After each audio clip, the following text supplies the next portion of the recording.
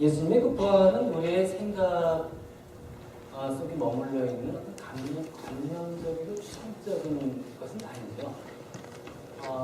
막연히 예수님은 부활하셨는 것보다 이렇게 생각할 차원이 아니라는 거예요. 정말 예수님의 부활은 역사적인 사건이에요. 실제로 이 역사적으로 일어난 사건입니다. 그리고요, 여러분 그 예수님의 부활이 있었기 때문에 그리스도가 존재하는 겁니다. 그리고 여러분 예수님이 부활했기 때문에 우리가 믿는 것입니다. 예수님이 부활하지 않았다면 우리의 믿음도 훨씬 적어갑니다. 따라서 예수님의 부활은 반드시 있어야 되는 거예요. 예수님이 죽음을 당하시고 무덤 속에 머물러 있으면 안 되는 거예요. 부활하셔야만 되는 겁니다.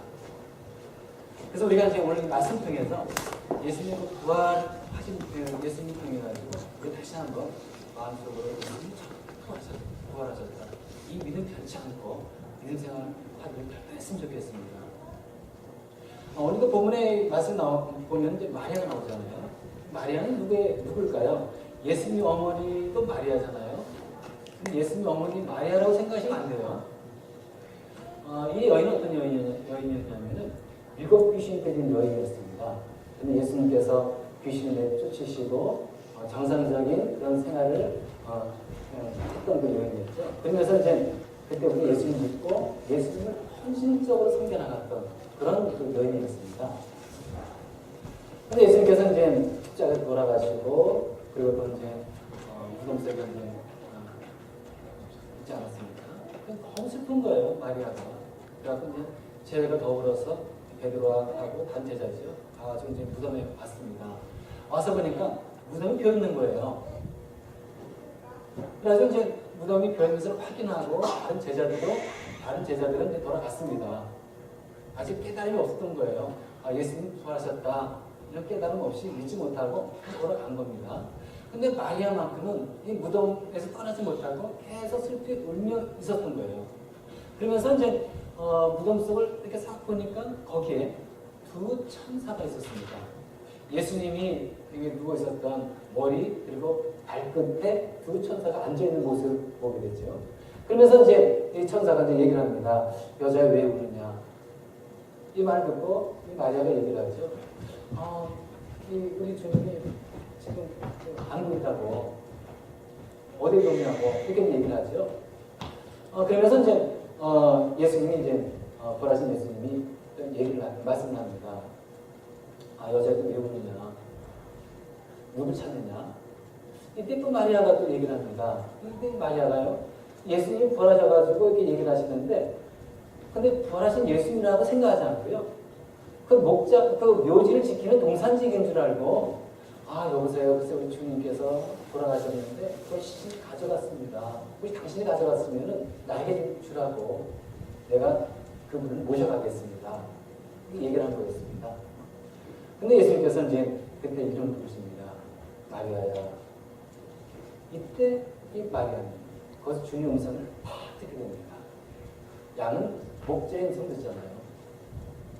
그러면서 이제 나분이 그러니까 선생님 하면서 이제 예수님을 부르게 되죠. 그러면서 예수님께서 이제 이 마리아에게 말씀을 주십니다. 최초의 정신이죠. 그래서 이제 내가 아버지께 올라간다고 가서 쟤들에게 알려라. 그래가지고 이 마리아가요. 예수님의 부활을 목격하고 예수님 주신 이 말씀을 이제 가지고요. 그냥 이 다른 제자에게 가지 않았겠습니까? 그럼 어떻게 뛰어갔겠습니까? 여자가 글쎄요. 길은 어느 정도인지 모르겠지만 달려왔을 겁니다. 힘든 줄 모르고 숨이 찬 줄 모르고 이 기쁜 소식을 가지고 달려갔을 거라고요. 그리고 전했겠죠. 예수님 부활하셨습니다. 근데 이제 우리 여기서 생각할 게 이겁니다. 여러분 이 마리아가요. 무덤 밖에서 슬피 울었잖아요. 왜 우는 겁니까? 예수님이 있어야 되는데 예수님이 안 보인다 그거예요. 그럼 누가 예수님 가져갔는데 이거 어떡하는가? 예수님 누가 가져가면 안 되는데 내가 모셔야 되는데 너무 안타까운 거였죠. 그래서 이제 예수님의 이 시신이 없어진 것을 보고 슬퍼하면서 울고 있었던 겁니다. 그렇다면요 이 마리아는 예수님이 살아생전에 내가 고난받아 죽을 것이고 그리고 3일 만에 살아날 것이다. 이것을 몇 번 얘기하셨습니다. 수차례 얘기하셨어요. 그러면 예수님의 약속의 이 말씀을 믿은 겁니까? 못 믿는 겁니까? 다른 제자도 마찬가지 이 마리아도 믿지 못하고 있는 거예요.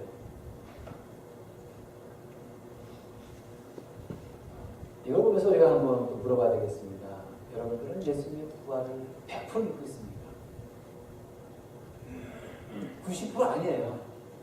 100% 여러분 100% 믿고 있어야 되는 겁니다. 예수님은 어떻게 생각하면 살아계신 것 같고 어떻게 하면은 살아계신 것 같지 않고 이게 아니고 100% 여러분들이 예수님의 부활을 믿고 있어야 되는 거예요. 믿고 있습니까? 믿고 있어야 되는 겁니다. 왜 중요한 겁니까? 너무 우리 신앙생활에 밀접한 거예요. 예수님의 부활, 여러분들은 어떻습니까? 예수님이 죽으셨다가 3일 만에 다시 살아났다. 세상 사람들이 생각하기에는 믿기 어려워요. 죽으면 죽었지 어떻게 죽은 사람이 살아날 수가 있어. 세상 사람들은 이렇게 생각합니다. 도저히 죽으면 다시 살 수 없는 존재가 인간이다. 이렇게 생각하고 있는 거예요. 이렇게 생각하고 있는 이상 예수님의 부활을 믿기는 어려워요. 불가능하죠. 어떻게 믿을 수 있겠습니까? 혹시 여러분들이 그렇게 생각하시는 분이 여기 계십니까? 그럼 여러분은 하나님을 신뢰하지 못하는 거예요. 하나님을 신뢰한다면 어떻게 우리가 예수님의 부활을 믿지 않을 수 있겠습니까? 하나님은 어떤 분이십니까? 천지를 창조하셨어요. 온 우주 만물을 창조하신 분이십니다. 하나님은 주기도 하시고 살리기도 하시는 분, 생사화복을 주관하실 뿐만 아니라 우리를 죽이기도 하시고 어떻게 하신다고요? 살리기도 하시는 분 누구십니까? 하나님. 그러니까 하나님은 불가능이 없으신 분이에요. 그분이 죽은 자를 못 살릴까요? 하나님은 죽은 자를 살리시는 것은 아무것도 아닌 거예요. 정말 쉬운 거예요. 우리는 불가능하고 어렵지만 그런 하나님을 여러분들이 신뢰하고 믿는다면 예수님의 부활을 믿지 못할 이유가 없는 거죠. 그래서 여러분이 예수님의 부활을 의심하고 있다면요, 여러분들 진짜 하나님을 신뢰하지 못하는 거예요.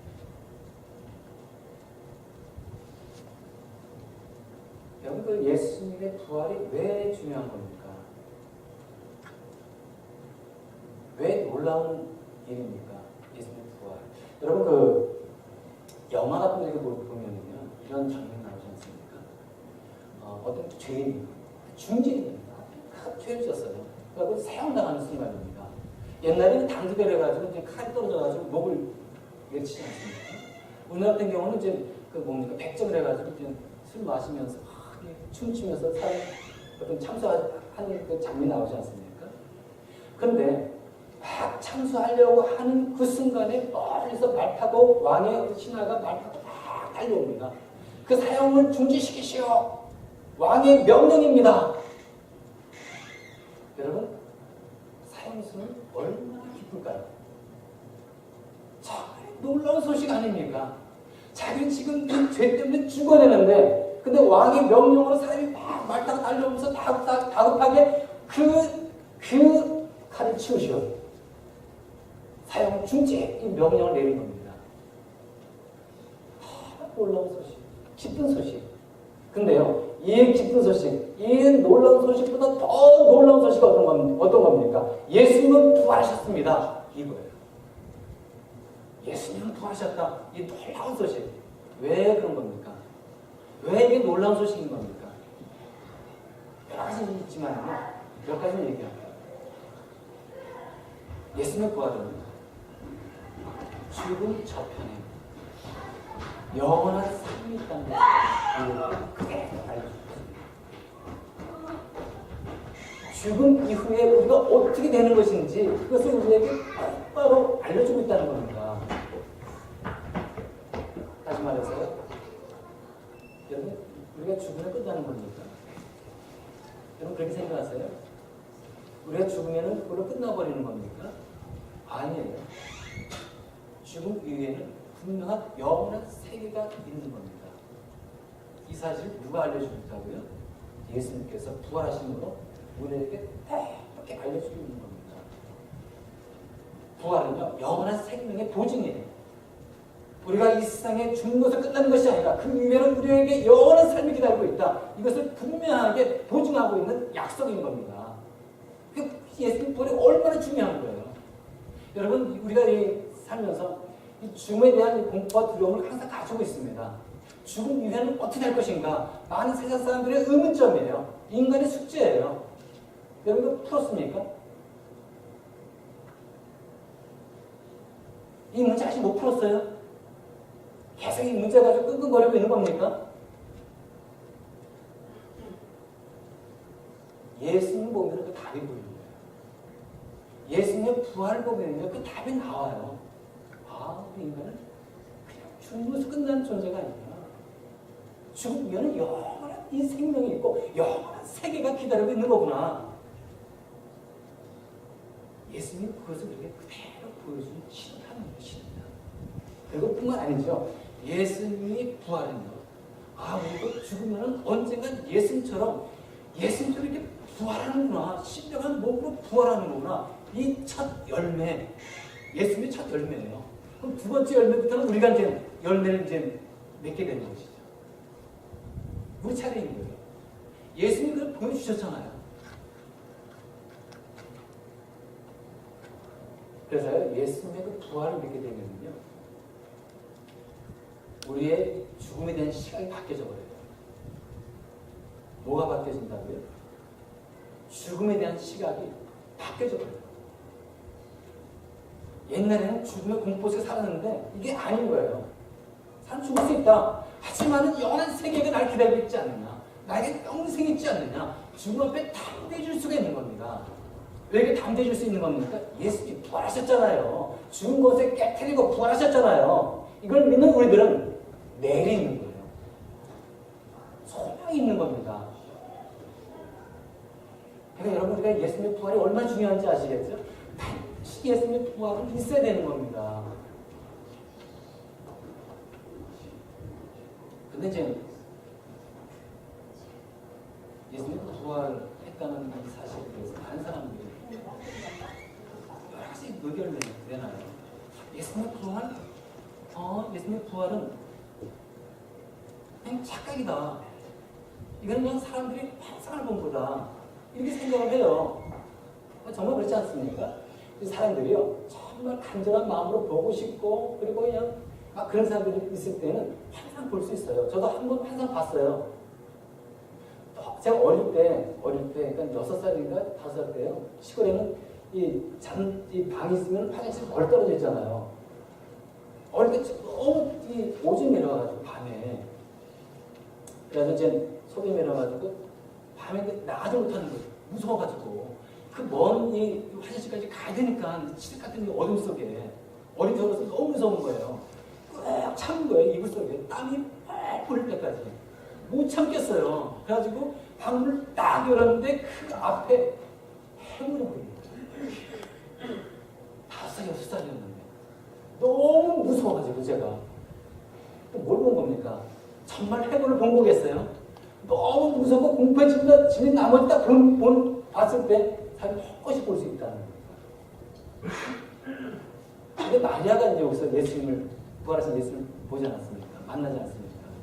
헛것 본 게 아닌 거예요. 예수님하고 말을 했잖아요. 예수님은 또 명령을 주셨고, 헛것이 본 거 아니에요. 그리고요,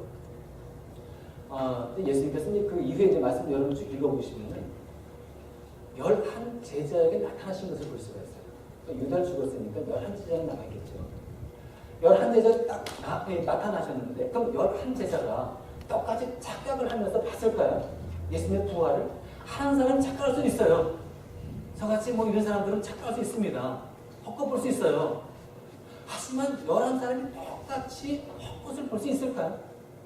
똑같이 착각할 수 있겠어요? 그게 가능하겠습니까?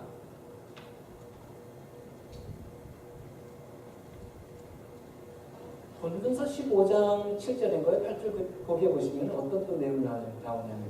예수님이 부활하신 몸으로 500명의 사람들에게 일시에 나타나셨어요. 그러면 500명의 사람들이 일시에 착각한 거예요? 예수님 부활하신 이 모습을 500명이 동시에 착각한 겁니까? 이런 일이 일어날 수 있어요? 그것도 참 불가능할 것 같아요. 여기 예수님 딱 나타나셨습니다. 부활하신 예수님이. 한 사람은 착각할 수는 있겠죠. 그럼 여기 있는 사람 다 지금 착각할 수 있겠습니까? 똑같이? 그럴 수 없는 거예요. 그것도 불가능한 겁니다. 따라서 예수님의 부활은 역사적인 사실이고 확실하다는 거예요. 확실하다는 거예요. 의심할 수 없다는 겁니다. 그리고 또 이제 이런 또 주장이 있어요. 예수님의 부활은 거짓이다. 예수님의 부활은 아예 없었다는 거예요. 그래갖고 여러 가지 얘기가 나오지 않습니까? 예수님의 제자를 누가 훔쳐갔다. 거짓말을 부활했다라고 얘기를 했다는 거예요. 예수님은 십자가에 달리시긴 맞는데 근데 죽은 것이 아니라 기절했다는 겁니다. 기절했는데 예수님이 살아나셔가지고 깨어났는데 깨어난 예수님 보고 부활했다라고 거짓말을 쳤다는 거예요. 근데 여러분 문제가 있어요. 자, 이제 제자들은 알잖아요. 예수님은 기절했는데 깨어나셨어. 그러니까 이때 예수님은 부활하셨다. 이렇게 하면 우리가 거짓말로 사기쳐서 사람들에게 알리자. 예수님은 죽으셨어. 무덤에 갇히셨고 그럼 우리가 예수님 무덤에서 예수님 훔쳐다가 다른 곳에 안장해 놓고 그걸 예수님은 부활했다라고 우리가 거짓말로 외치자. 그럼 나가서 외쳤습니다. 이 겁쟁이들이 나가서 외쳤어요. 제자들은요, 자기네들이 거짓말하는 것을 알고 있어요. 근데 그 거짓말 때문에 죽어요. 그러니까 사도 요한을 빼놓고 나머지 제자들은 다 순교당했어요. 어떻게 그런 일이 벌어질 수 있습니까? 자기들이 거짓말인 것을 알고 있어요. 근데 그 거짓말을 증명하기 위해서 자기들이 죽어요? 그게 멍청할 수 있습니까? 아닌 거예요. 확실히 예수님이 부활했기 때문에 그들은 그것을 의심할 수가 없었던 겁니다. 너무 확실했던 거예요. 예수님은 죽을 수 있었던 겁니다. 너무 확실하기 때문에. 쉬운 예가 누굽니까? 도마입니다. 도마는 어떤 사람이었습니까? 여러분 도마하면 딱 떠오르는 게 어떤 거죠? 의심 많은 도마. 아주 철저하게 의심 많았잖아요. 자기 눈으로 직접 봐야 되는 거예요. 부활하신 예수님을. 그래야 믿을 정도예요. 이 도마는요. 자기 눈으로 예수님을 본 것뿐만 아니라 예수님의 이 손에 못자국 난 그 못자국을 봐야 되는 거예요. 옆구리에 창자에 자기 손가락으로 딱 찔러 봐야 되는 거예요. 이 옆구리에 손을 딱 집어넣어가지고 이 예수님의 창자국 맞네. 이래야지만 도마는 믿을 수 있는 사람이에요. 예수님의 부활을. 그 도마가 숭배했네요. 여러분 이 의심 많은 도마가 왜 숭배당한 겁니까? 그 이유를 알려줄까요? 예수님의 부활에 대한 의심이 풀렸잖아요. 의문이 풀려버린 겁니다. 그래서 이 도마가 예수님의 이 부활하신 예수님 만나고 어떻게 고백합니까? 나의 주님, 나의 하나님이라고 고백을 하잖아요. 맞다 그거예요. 예수님 분명히 부활하셨고 예수님은 하나님이십니다라고 고백을 한 겁니다. 그러니까 모든 의심이 풀려버린 거예요. 그래서 그 예수님 위해서 자기가 복음 전하다가 죽잖아요. 의심 풀리면요 헌신이 나오는 거예요.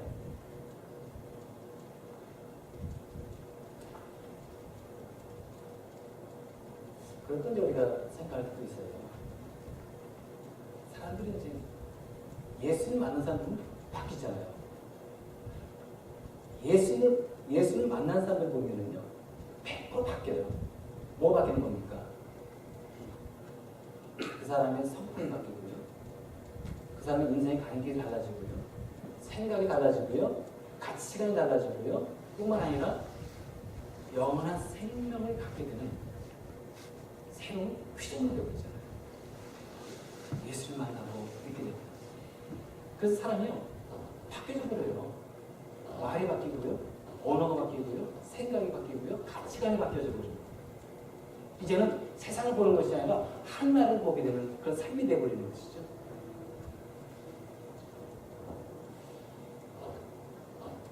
그 사도 바울 있지 않습니까? 사도 바울 확히 드러나요. 사도 바울 같은 바울이 옛날 이름이 사울 아닙니까? 이 사울은요, 기독교를 그렇게 싫어했어요. 예수를 이단으로 생각하면서 그렇게 싫어했습니다. 예수 믿는 자들은 다 잡아다가 감옥에 집어넣고 다 죽여내는 거예요. 사울에게 있어서 예수 이단입니다. 기독교, 교회 없어져야 할 대상인 거예요. 그래가지고 날뛰잖아요. 사울이 말 타고 다니면서 믿는 자 이 신고 들어오면 다 집에 들어가서 잡아들이고, 그렇게 악랄했던 사람이 누굽니까? 사울인 거예요. 사울이 어느 날 다메섹 도상에 이제 말 타고 갔죠. 그것도 예수 믿는 사람이 있으니까 잡아가기 위해서, 잡으려고. 거기서 예수를 만납니다. 근데 그 예수는 누굽니까? 부활하신 예수를 만나죠. 너는 나를 핍박하느냐? 당신은 누구십니까? 분명히 예수님께서 말씀하셨죠. 예수라. 부활하신 예수. 근데 여러분, 이 사도 바울이 어떻게 바뀌었죠? 그렇게 싫어했던 예수를 사랑하고 그 예수 때문에 죽어요. 그렇게 싫어했던 이 복음을 자기 목숨 바쳐 복음을 증거합니다. 삶이 확 달라져 버리잖아요. 인생의 길이 달라지잖아요. 생각이 달라지고, 어떻게 이런 일이 벌어질 수 있는 겁니까? 예수를 만나면 변한다니까요, 사람이. 인격이 바뀌어져 버려요. 가치관이 바뀌어져 버리고, 세상 바라보는 눈이 달라져요. 여러분, 이 세상적으로 살다가 예수 믿어가지고 밖에 사람들을 보지 않습니까? 어떻게 이 사람은 예수 믿어가지고 바뀌어 버리지? 세상적으로 그냥 이 방탕에 살던 사람이 어떻게 예수 믿어가지고 어떻게 삶이 완전히 새 사람이 되느냐? 여러분, 혹시 그런 사람을 보지 않았습니까? 왜 삶이 근본적으로 바뀌는 거죠? 예수를 만나면 바뀌어지는 거예요. 우리는요, 예수 그리스도, 부활하신 예수 그리스도를 눈으로 보지 않거든요. 그런 사람들을 보면서 우리는 예수 그리스도를 만날 수 있고 볼 수가 있는 겁니다. 예수 그리스도의 부활은 우리 사람들을 확 바꿔버려요. 그래서 우리는 예수님이 부활하셨구나. 여러분, 거짓된 가르침이에요. 사람을 바꿀 수 없어요. 못 바꿔요. 세상에 좋은 교훈과 책들은 우리의 이 생각을 바꿀 수 있고 가치관을 바꿀 수 있다고 저는 생각돼요. 하지만 사람은 근본적으로 바꿀 수는 없어요. 그 사람에게 생명을 주고 그리고 새로운 삶을 살게끔 만들 수가 없어요.